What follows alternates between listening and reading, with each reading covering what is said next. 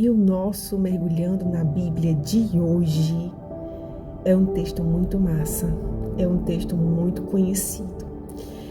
E é um texto que, para ser bem sincera, nós precisamos aí de minimamente uma caminhada com Cristo para poder conseguir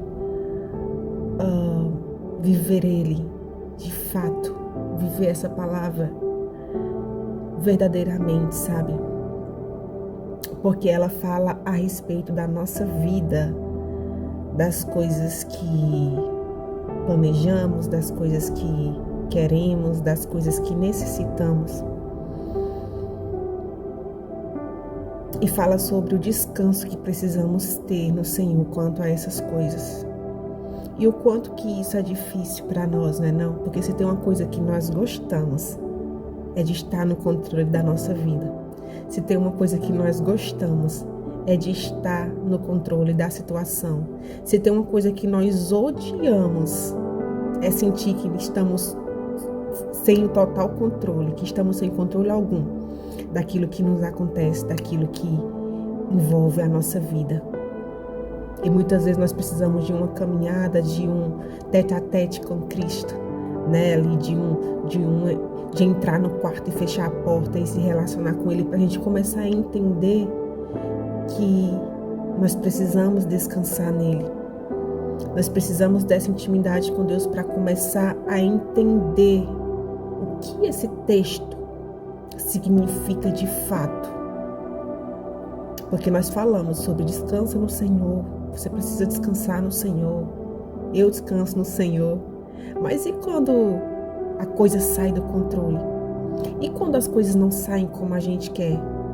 E quando aquilo que a gente acha que precisa não vem? A gente descansa? Estamos descansando de verdade? Na maioria das vezes não é verdade? Então Jesus, ele nos dá uma instrução muito importante. E finalmente hoje, né, terminando aqui o capítulo 6 do Evangelho segundo Mateus.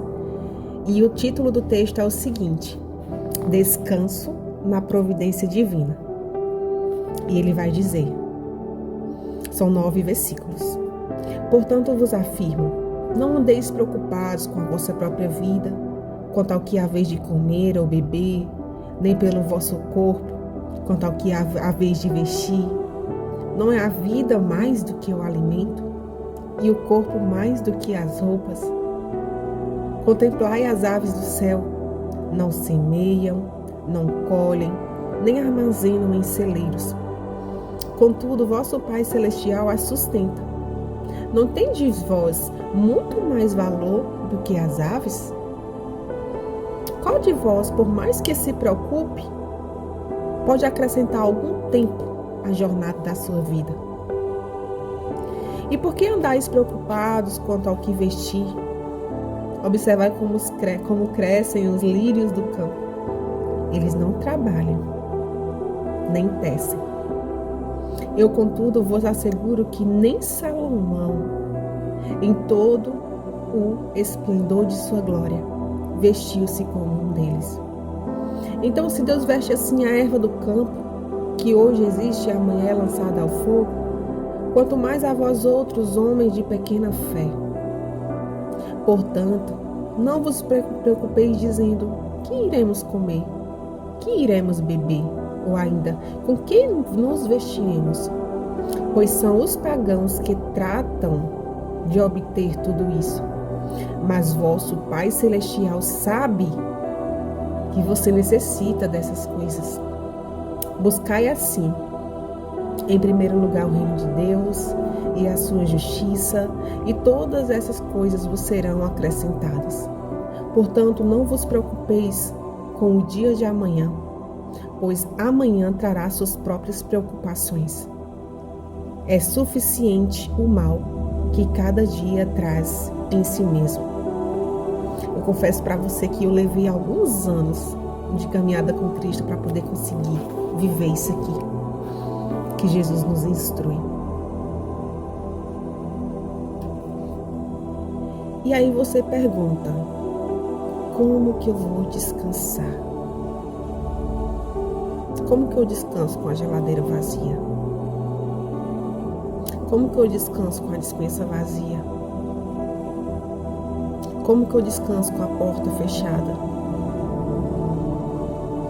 Como que eu descanso?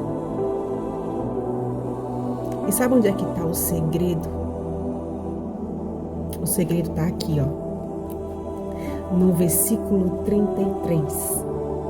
Buscai assim em primeiro lugar o reino de Deus e a sua justiça, e todas essas coisas vos serão acrescentadas. Sabe o que nos falta muitas vezes? Nos falta relacionamento com o Pai. Porque nós acabamos nos enchendo demais com as coisas desse mundo, com as preocupações desse mundo, com aquilo que o Deus desse século nos oferece. Você tem que correr, você tem que trabalhar, você tem que estudar, e você tem que cuidar da casa, e você tem que... Entendeu? Então nós acabamos ocupando todos os dias da nossa vida, todas as horas do nosso dia, com muitos afazeres.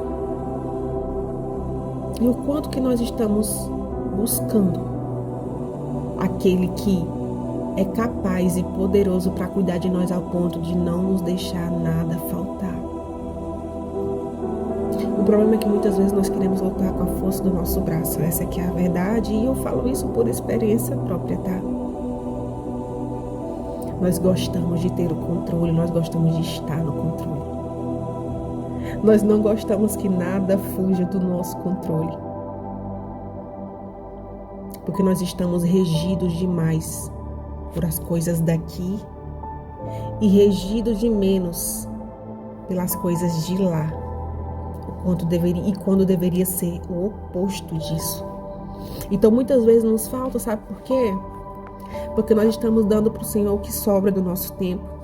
Nós estamos dando para o Senhor o que sobra das nossas horas. Nós estamos dando para o Senhor o que sobra da nossa semana. O Senhor vai entender, o Senhor entende.